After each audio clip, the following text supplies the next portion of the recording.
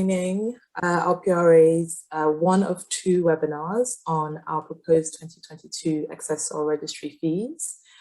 Today's meeting will be recorded and we will be sharing these slides later, so you will have a chance to review any of the information that's shared here today. Next slide, please, Sabrina. So before we get into the webinar, just a few notes. We would like to get your feedback on the information that we're sharing here today. So please use the Q&A tab to share any questions that you might have. And we will try to answer as many as we can today. Any questions that we can't answer today, we will answer in writing and put those in the consultation report, which will be made public. In the Q&A section, you have the option to upvote any questions that you would like answered in real time today. So please keep an eye on the questions that other participants are sharing. And if there are any you would really like to see answered today, please upvote those. Next slide, please, Davina. And so onto today's agenda. So we will just give you a brief overview about ourselves, about the excess soils registry, and then we will get into the excess soil program cost and our proposed fees for 2022.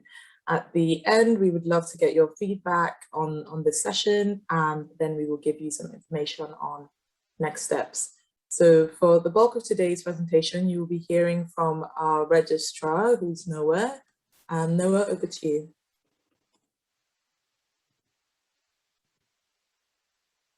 Thanks, Isabella. Okay, I'm Noah. I'm the Registrar and General Counsel at RIPRA. Among my responsibilities are that I'm responsible for developing and operating the registry, which we'll talk more about later. But that's what we use to facilitate registration and reporting across all our programs and what we'll be starting up for excess soil in a couple of months. So in all of our fee consultations, we always start with who we are. That might be particularly relevant here because RIPRA is likely new for a lot of you.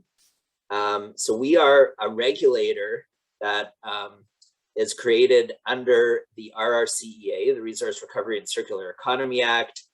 And we are responsible for implementing regulations under that act and for implementing the Waste Diversion Transition Act.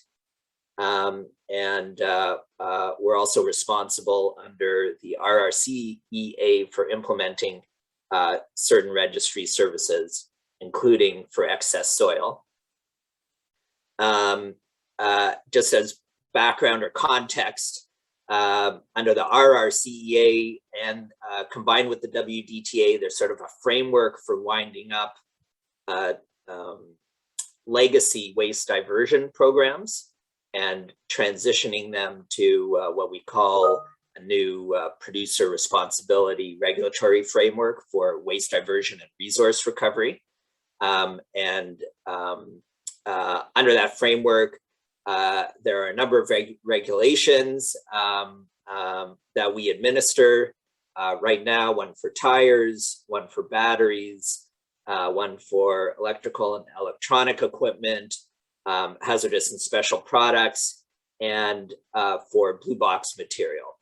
So all of those programs either have transitioned over or are in the process of transitioning. That's what RIPRA has been doing since starting at the end of 2016. In March of this year, the Minister of the Environment directed RIPRA to create a registry for obligated parties to file required notices under the excess soil regulation. So that's a new activity for RIPRA. We have also been directed by the minister to develop a registry to allow the regulated community under the hazardous waste waste management framework to track and report what they're obligated to report under the EPA. So we're in addition to our waste diversion programs that we're implementing or have already implemented, we're setting up these two new registry services, one for excess soil, which is coming online in a couple of months, one for hazardous waste, which will be coming online at the end of 2022. Next slide, please. So, there's a bit on our process, maybe a little bit more, before I jump into the consultation process, maybe a little bit more on who RIPRA is or what RIPRA does. So we are, although we're a regulatory authority and we're created by statute, we're a non-Crown organization. So we're independent from government. We don't get any money from government. We operate on a cost recovery basis. So all of our costs are recovered from the folks that we regulate or that use our registry services. And we are governed by a board of directors.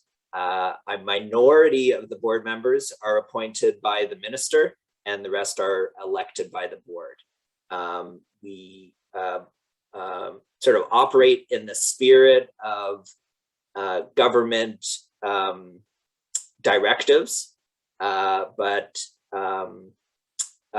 we are an independent organization. We're not an agency of government. We're not a part of government.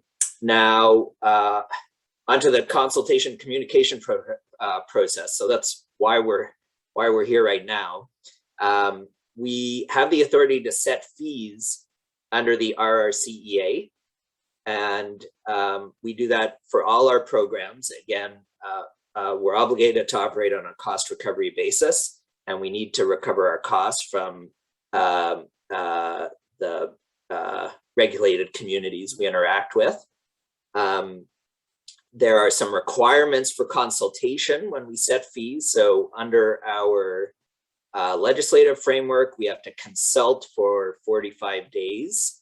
And then once fees are finally set by our board, so it's our board of directors that sets the fees, they need to be posted for 30 days before they can take effect. So the consultation period for the 2022 excess oil registry fees started on September 27th, 2021 with an announcement or a variety of announcements on our website and through emails and the posting of our proposed fees on the website. And it will close on November 12th. We're doing these webinars, obviously one today, one tomorrow. You are also encouraged to provide written feedback to us about the fees. And we highly encourage you, if you do want to provide written feedback, to get it to us as soon as you can. Try not to wait till the last day. Feedback that we get through these webinars, through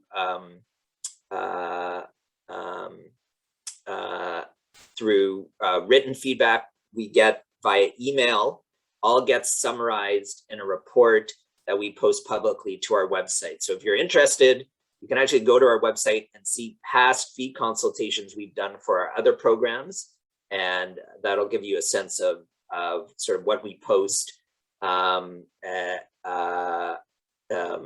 once the consultation period is over, and how we address the feedback we get. Yeah, I guess I'll emphasize again, there's a lot of info on our website about past consultations, but also about this consultation and how you can contribute. Next slide, please. So I guess thought it'd be helpful to set up a bit of context for the excess soil program that we're running. I should say up front that the focus of this webinar and this session is really on the fees and not on the process for how you will file notices. But we thought it was important to review some context for how the program will run and why you'll be interacting with the registry. So the starting point is the excess soil regulation, which has a bunch of rules relating to the tracking of excess soil and the disposal and reuse of excess soil. And RIPRA deals with a portion of the obligations in that regulation that relate to notices that need to be filed in 3 cases. So for project areas before soil, before excess soil moves off site, for reuse sites, and for what the regulation calls residential development soil depots. So there's a lot in this regulation about how excess soil gets managed in the province. The part that RIPRA deals with, or that our registry deals with, is the filing of these 3 kinds of notices. Next slide, please.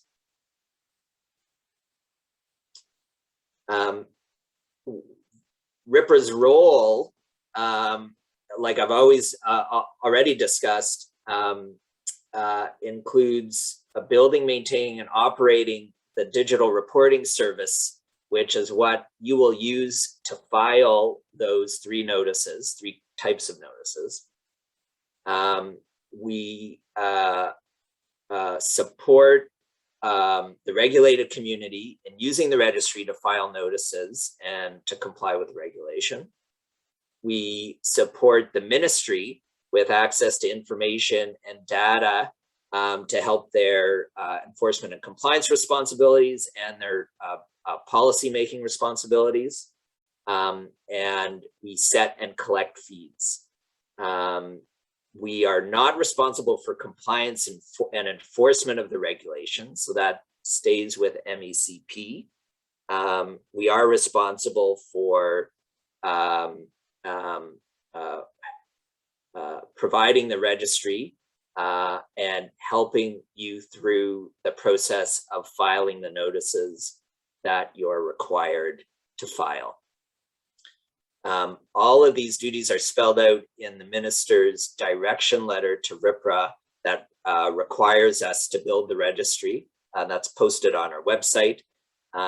There's also now a fair bit of information on our website about the registry we're building and about how you will interact with that registry. So there's some information on our progress to date in getting the registry finalized, some of the work we've been doing engaging with the regulated community in order to make sure that the registry is something that works, which is very important to us. And there's some frequently asked questions on our website too, with information, for example, on when you need to file notices and who needs to file the notices. So we encourage you, if you do have questions about that, to look at our website. Next slide, please. So again, a bit more context about the program we're running. So there's these 3 types of notices related to 3 types of activities that are required to be filed in our registry: project area notices, reuse site notices, and residential development soil depot notices, which I'll probably refer to as RDSD notices, because I like abbreviations and acronyms. So project leaders, site owners, and site operators will be required to file these notices in certain cases. The rules obviously are all set out in the regulation. Again, there's some information already on our website to try to help you understand when notices need to be filed and who needs to file them. I should also note that we will be providing training sessions for registry users ahead of the registry launch, that you're ready to go once it does launch. And again, that's part of our obligation in running this program, is to make sure that folks have the support they need to use the registry and comply with the law. Next slide, please. Isabella, I don't know if you wanted to talk more now about the upcoming trainings. Sure, just very quickly.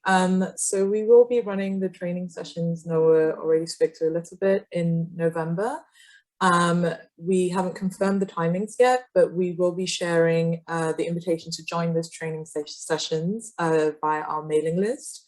So if you or any of your colleagues who might be interested in taking part in that training would like to join and aren't on our mailing list, please email us at accesssoilregistry@rpra.ca to be added onto the list. That the sessions will be a really good opportunity to get a preview of what the registry will look like ahead of when you have to use it. And if you can't make those sessions, we will be recording them and providing walkthrough guides also. And we will share those via our mailing list once they're available as well. Thank you, Noah. Thanks. Yeah, so if you can make a training session, we will always have information available on our website to help you through the process. And we will also have registry support officers available on the phone or by email if you have questions that aren't answered in what we posted or in the sessions you've attended. Next slide, please. Oh, good. Well, here's our natural pause point. So I guess that was kind of a lot of information about who RIPRA is and sort of what we're doing here. So if folks have questions about that, I will try to answer them.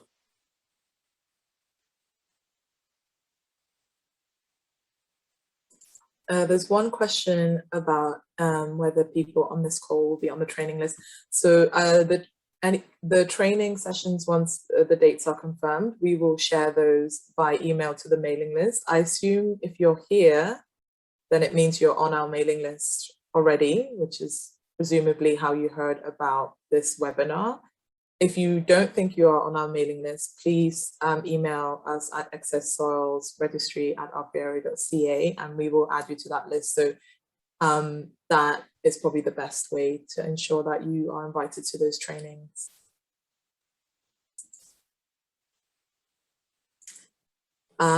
Is there a limitation on attendees for the training? As far as I'm aware, I don't think so. But let me confirm that with the manager of the registry and compliance team. We will make that clear if that is the case in the email that we send out inviting everyone to the training.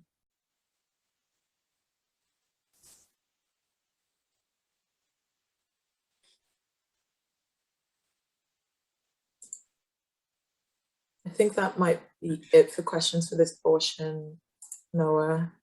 Okay, well, we can move on if there are again more questions about what we just talked about. Feel free to jump into the chat while we keep going. Oh, one or two more questions. Okay. Yep. It is not clear what support our RPRA would provide to the registry users as part of the registration. It is clearly mentioned that PRA is not responsible for compliance and enforcement of the regulation. Would the data be available to the public?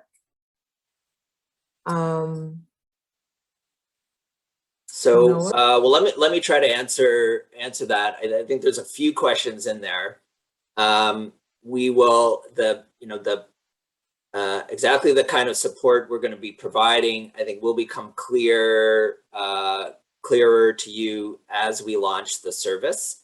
So it will include the things that Isabella talked about, training sessions. In advance, there will be support materials on the website, and we will also have registry officers available to provide individual support when needed by email or on the phone. And it'll be clear when you're interacting with the registry how to access all of those supports when you need them. It's true that, so it's correct that RIPRA is not responsible for compliance and enforcement. We are hoping to be able to provide you, to provide most folks with what they need to get through the registry process and get your notices filed. If you do have specific questions about your obligations under the regulation, and that they're not answered, and those aren't answered by the material that we have available for you, then you may need to follow up with the ministry to confirm what those obligations are. And again, we will, our goal is to try and sort of make that pathway as clear as possible so you know where to go and what you need to do. The information in the that is filed in the notices will be made public on our website. So there will, once the registry is live, there will be a section of the RIPRA website that will also be live that will contain the notice filing information. Again, that'll be clear in the materials, but all three of those notices, when the information is filed, it will be posted publicly on our website. So there will be a public registry as well as the registry that you interact with. Thank you, Noah. There are a few more questions about related to fees. So we will save those for the next few, after the next few slides, because I think these slides will give information that might answer those questions. Sure. So next slide, please. Okay, so we want to talk a bit about how we determine what our program costs are. So again, I think I already mentioned that as an administrative authority, again, we're set up by legislation, but we're not part of government. We don't receive any government funding, and all our operations are charged, the cost for all of our operations are recovered through fees to regulated parties. And that's always on a cost recovery basis.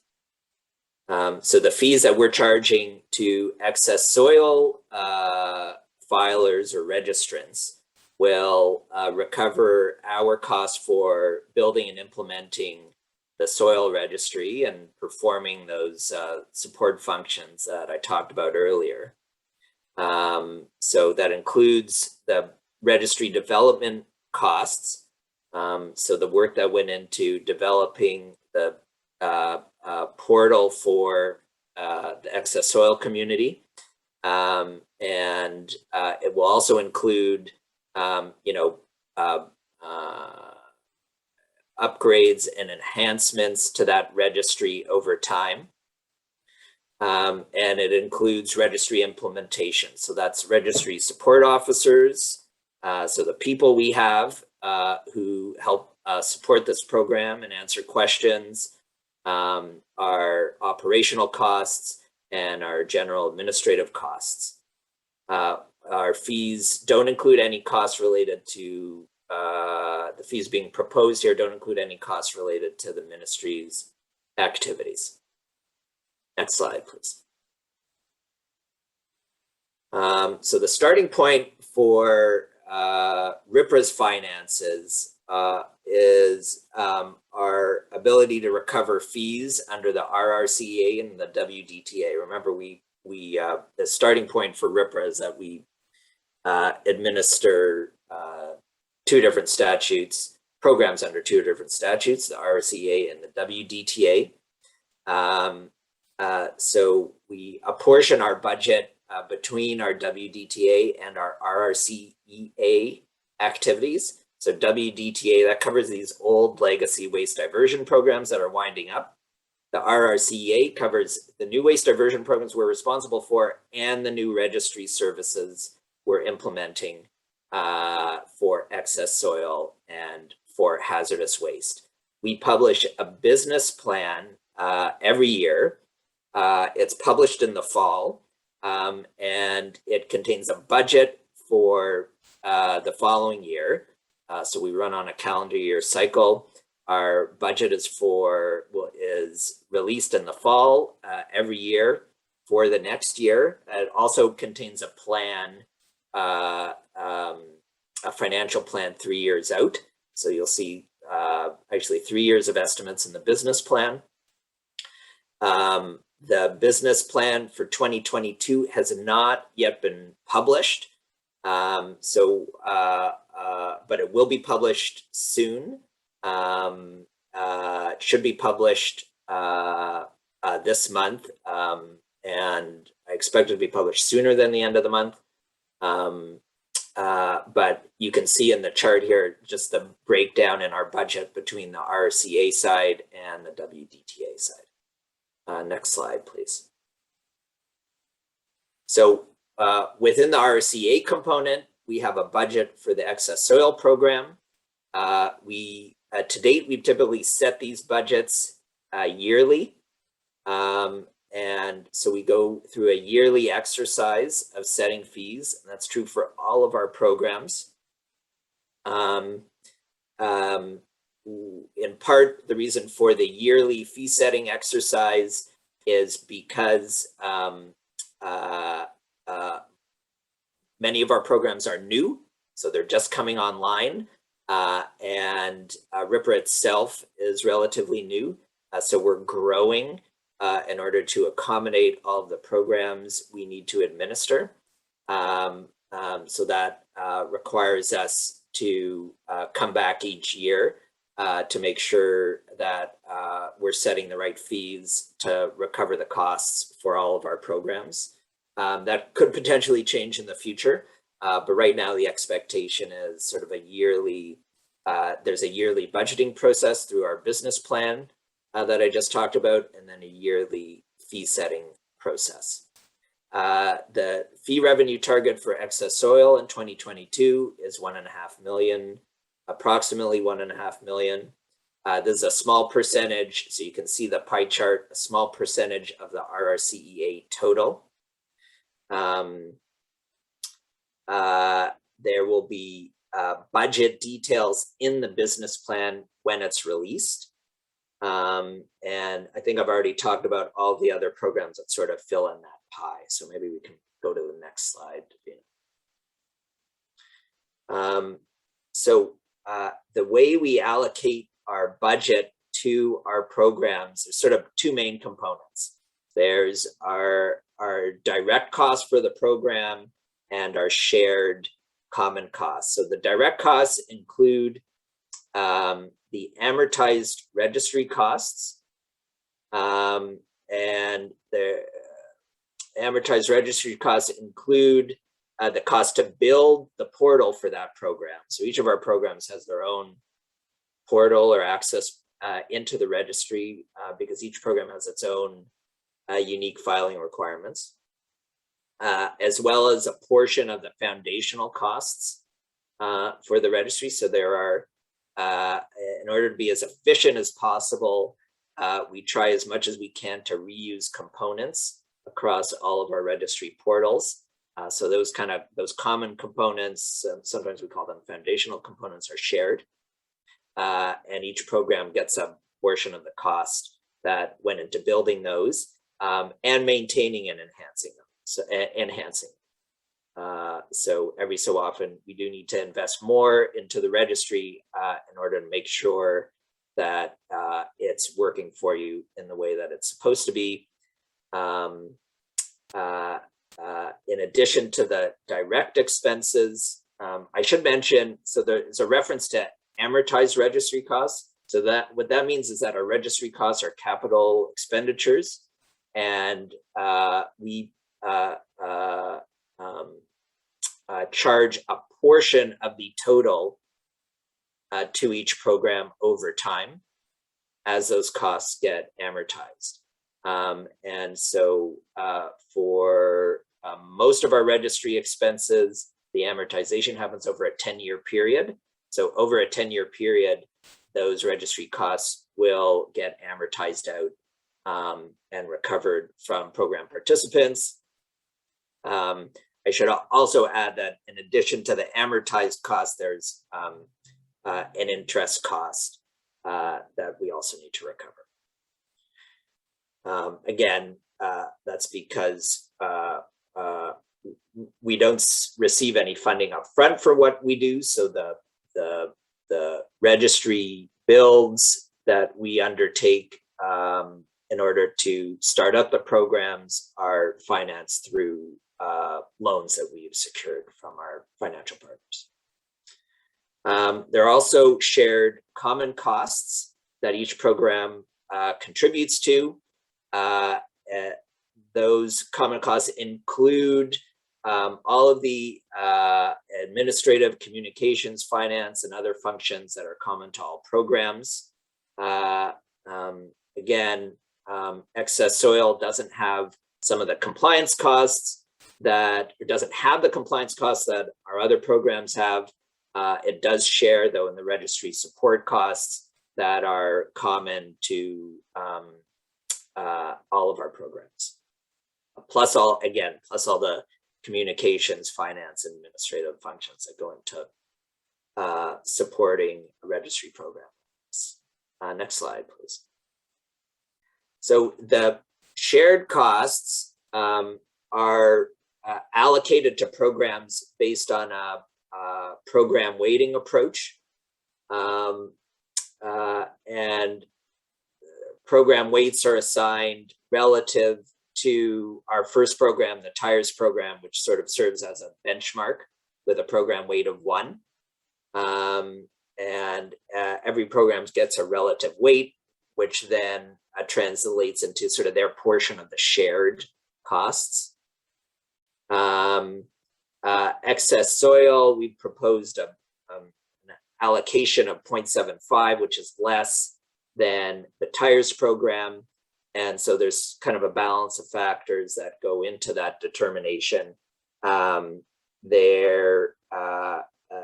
as discussed, the excess soil program won't require the compliance effort that the TIRES program has, but we are expecting more reporting and use of the registry under excess soil than we would see in our typical waste diversion program. So more than we would see in the TIRES program.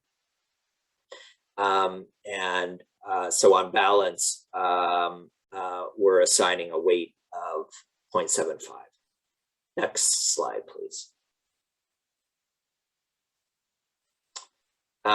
So that all goes into determining the budget. Again, the fees we're recovering from excess soils for the excess soil program this year are estimated at $1.5 million.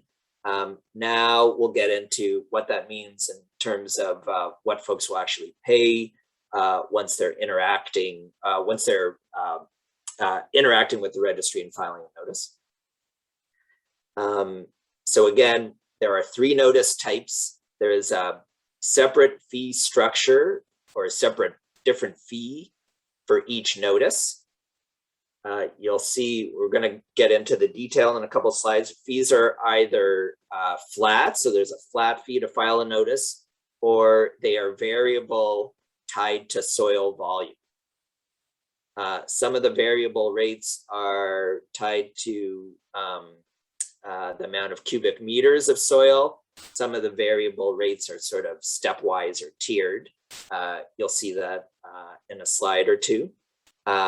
Registrants, we expect that registrants will pay a fee for each initial notice that's filed, and then another fee when you come in to finalize or close out the filing.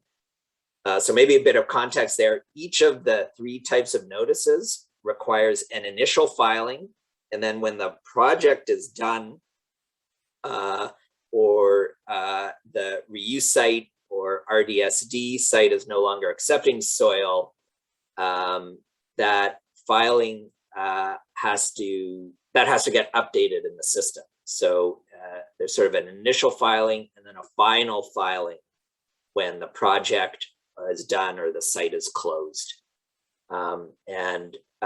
So you will pay a fee on the initial filing, and you may need to pay a fee on closeout.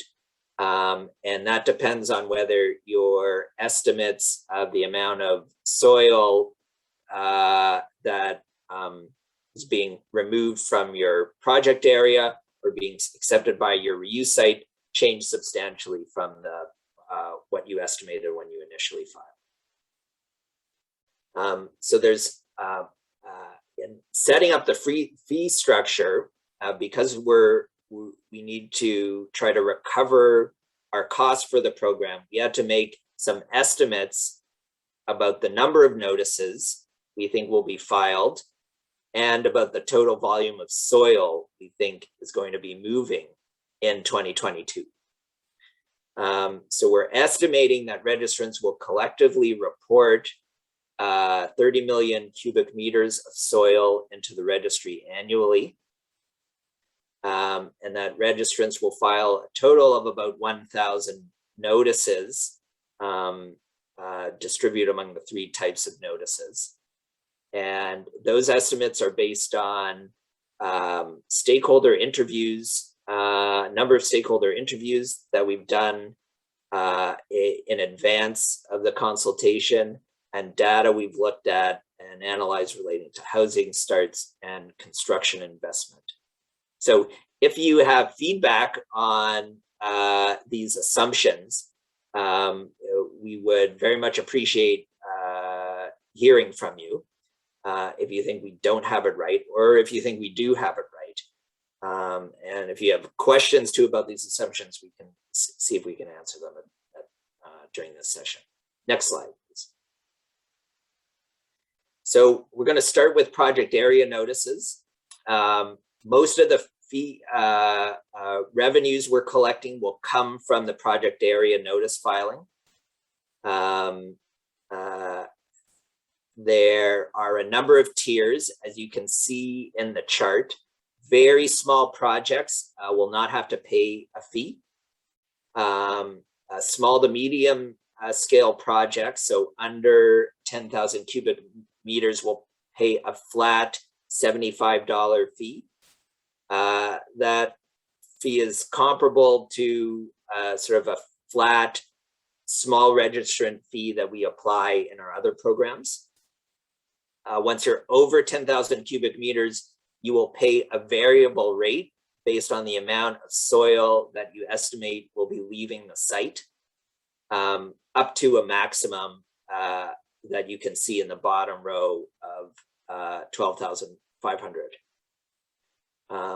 So the variable rate increases as well based on the size of the project.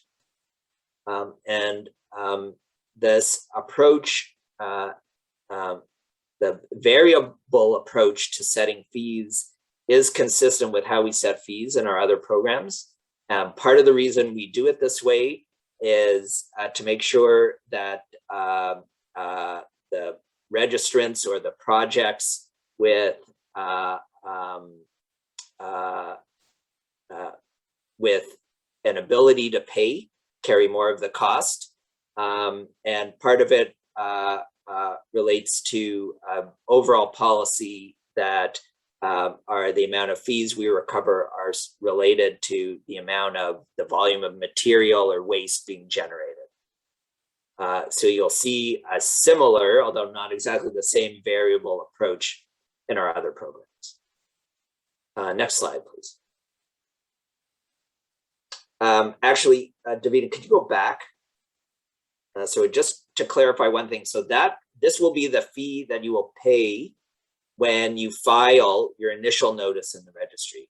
So you're going to go through the whole process, putting in all of the information that's necessary before you can submit it and fulfill your obligation under the regulation. You will need to pay a fee. How that gets done will be explained to you either through the registry itself if you're in the system, or at a training session if you're going to one of those. So I wouldn't worry too much about that now. We do try to make it as convenient as it can be. But this will be the fee that you pay when you initially file. Although likely not that relevant for project area notices in 2022, although maybe for some of you. When you come in, when the project's done and you're closing out a notice, you will need to input the final, sort of the final volume of soil that was moved out of the site. And if that final volume is higher than what you estimated when you filed the initial notice and you've moved into another tier, you'll be required to make up the difference, right? So if you've estimated 50,000 cubic meters or under 50,000 cubic meters when you initially filed, but it turned out that the project changed and ended up being bigger than when you thought when you initially filed, or what was required to be estimated when you initially filed, you will have to make up the difference in that fee rate when you come to close it up. Next slide, please. Reuse site notices. Reuse site notices will be subject to a variable flat fee. So it's sort of it's variable, but it's stepwise or tiered. So again, you can see here, under 50,000 cubic meters will be a $750 fee, less than 1 million cubic meters, 3,000. Between 1 and 5, there's another tier at 7,000, and then a maximum of 10,000. So we expect about 30% of our fee revenue to be recovered from reuse site fees. Next slide. Oh, I should note on reuse site fees, again, that same principle, sort of the when you come in to close out, if the amount of soil, if you're sort of the reuse site or the project changed for some reason, so the amount of soil ended up being more than what you said it was going to be when you filed the notice, you'll have to make up the difference. Next slide. So this one's relatively easy for residential soil depot sites, RDSD sites. These sites can only handle a maximum of 10,000 cubic meters under the regulation. So by their nature, they're already small sites. We are not proposing to generate much revenue from the filings associated with these sites. And the volume's already capped in the regulation. So we're proposing a flat fee of $250 for residential development soil depot filings. Next slide. Now we're at questions. That was a lot of information. So I'm happy to try to answer questions about it or go back to some stuff if I didn't explain it well the first time. Yeah, so we have quite a few questions. The first one we'll go with, because it's been upvoted, is, are flat fees per year? Flat fees per year. So flat fees are per filing. So we're, I think I said that we're setting fees on a yearly basis, but we're not expecting, at least right now, the proposal is not that you will need to continue paying paying a fee while your notice is sort of live in the system. You pay once. When the proposal here is that you'll pay once when you do the initial filing, and then maybe there will be a makeup fee when you close it out at the end. Okay. How much will it cost for registering? I think you answered that already in your presentation. No. But did you want to reiterate on that point? So I think it was reviewed in the slides. So, but if there was something I didn't answer, feel free to add another question. Yeah. Who's generally responsible for fees? Is it the owner of the project, etc., municipality, or the contractor moving the excess soil? So that's a good question. That is, that's up to you.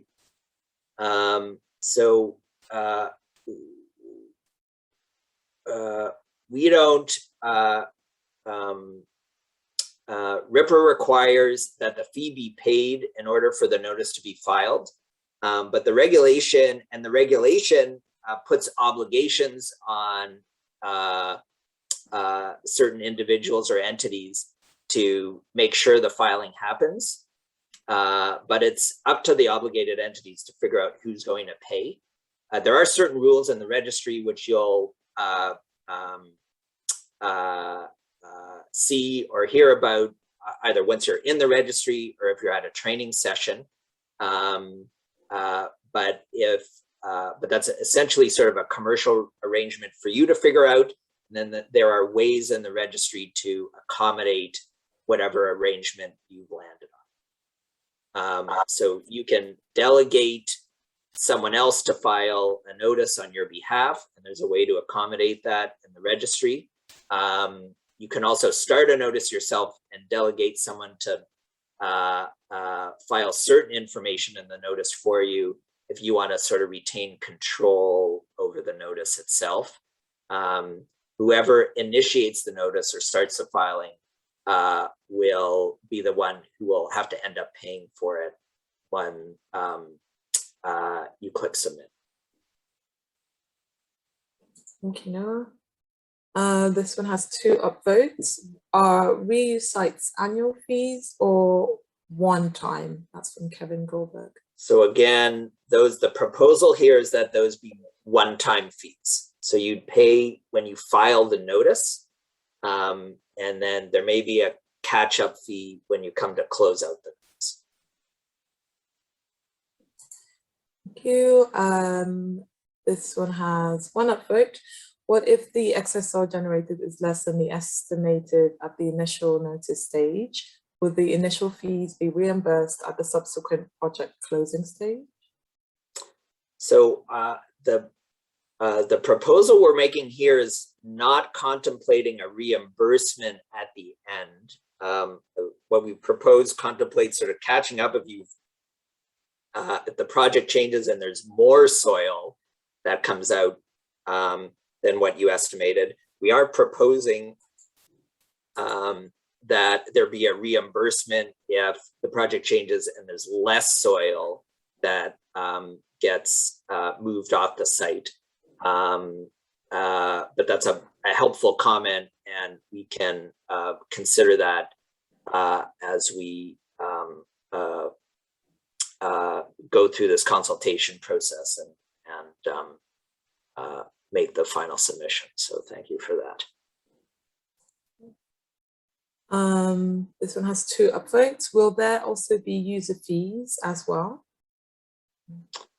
So the short answer to that, I think, is no. So the fee structure we're proposing is just a fee to file the notice. So in order to submit it, so in order to meet your obligations under the regulation and complete the filing, you'll have to pay our fee. And then again, there may be a catch up when you come to close it out. But the proposal is that those will be the only times you need to pay a fee to RIPRA. There isn't any kind of annual upkeep or annual user fee other than the filing. Thank you. Another from Kevin Goldberg with 1 upvote. Are you sure that reuse fees will account for 30% of revenues if they are one-time? Most of them will register their first year and then operate for years afterwards. That's a really good question. I think the short answer, I think, is that that's our estimate for 2022. So when we come back to set 20 fees in 2023, we may need to reassess those proportions. I think it's fair to say that that estimate may also not be exactly right even for 2022. Again, if you think our the assumptions behind that number are off base, we very much want to hear that feedback, I encourage you to Kevin to follow up with us either by email. I guess email would be the best way if you've got more information about those numbers that will help us get a more accurate estimate. Thank you. From Kevin Howe, has RPRA considered buckets of fees rather than variable fees to provide certainty and minimize complexity at closing/true up, given the initial fee is based on an estimate and the final volume could change and result in reimbursement/additional payment? So that's a helpful suggestion. I think our reuse site fees are sort of variable, but in buckets. I think if that's what, Karen, if that's what you're suggesting, for the project area fees, it is variable based on cubic meter. So part of the assumption there is that the regulation requires project leaders to make sure to do some work before they're ready to file their notice. And as part of that work, they have to have, they're obligated to have a good idea of how much soil is going to be coming out of the site. That's what we would base our fee calculation. Thank you. Are tiers defined strictly on the basis of soil quantity or also based on the project sites generating the soil? So the fees are defined based on soil quantity. I think in the charts we were showing you, which are also on our website if you want to refer back to them after this session, we've sort of described the kinds of projects that we think fit into each of those tiers. But the fee itself isn't based, although you do need to describe the project or provide information about the project when you're filing your notice. The fee is based strictly on the amount of soil that's being moved off the project area. Okay, and I think this will have to be our last question, unfortunately, because we are running out of time. How will you pay these fees? So there are a few different ways to pay fees, and that's all done through the registry. So there are options for credit card payment, for electronic funds transfer, and I also believe for payment by check, but that's all done, sort of you're helped through that process through the registry. And again, if there's questions about it that aren't answered in our support materials, we've got folks available to help you do that. Okay, thank you. We'll see if we have time at the very end to answer any more of these questions, but should we try and get on with the rest of the slides? So I think the next bit is we would like to get some feedback from you about how you found this session. So you can provide feedback to us directly via consultations@rpre.ca about the proposal and also about how you found this session generally. But to get some live feedback from you about this session, I'm about to launch a consultation feedback poll. So if you could just spend the next 30 seconds to a minute answering those questions, that would be really helpful and helps us improve these sessions for the future.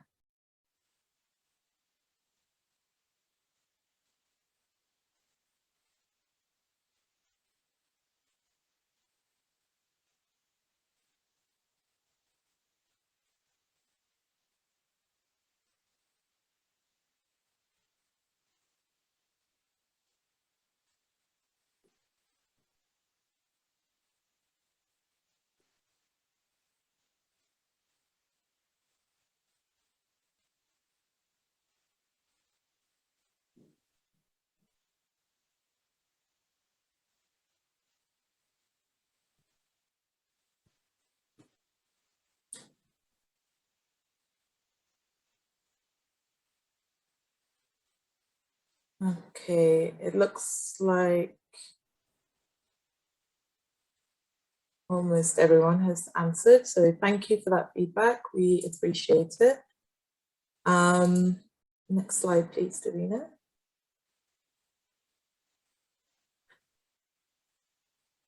So now, do you want to speak to the next steps? Sure. So the presentation slides and a recording are going to be made available on our website. You are encouraged to continue to give us feedback in writing, and the way to do that is through the email address that I think was on the earlier slide, but that address is also on our consultation web page on our site. So the best way to get us more feedback is really to just go to our website, and it should be clear there. If you've got more feedback or information you want to give us, the feedback we get throughout the whole consultation ends up getting summarized in a report that gets posted publicly on our website. And the final fees obviously will also be posted on our website, and we will be notifying stakeholders in the same way that we notified stakeholders about the consultation. We expect final fees to be set before the end of November.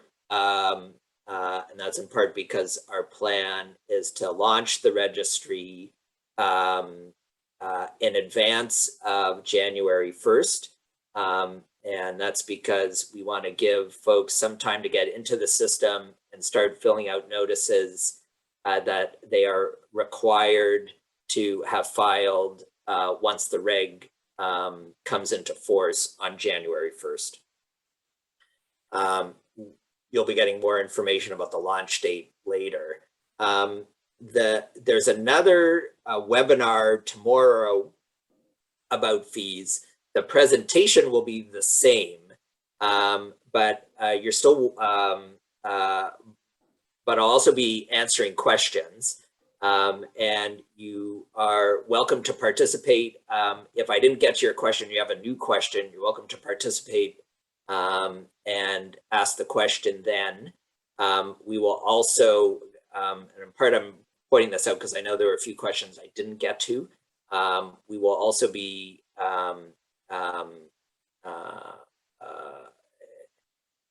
answering those questions, like Isabella said, outside of these this webinar process. So again, you can come to tomorrow's session if you want to, same presentation, but I will also be answering questions. But we'll try to get make sure all your questions get answered in any event. And I think that's it. Isabel, is there anything more? No, that's it. Just a final reminder that we will be sharing the recording, today's recording and the slides from today on our website in the coming weeks. So if anybody's wondering if they will have a chance to review these materials, yes, we will be sharing them at some point in the near future. Thank you, Noah. Thank you, everyone. Thanks, everyone.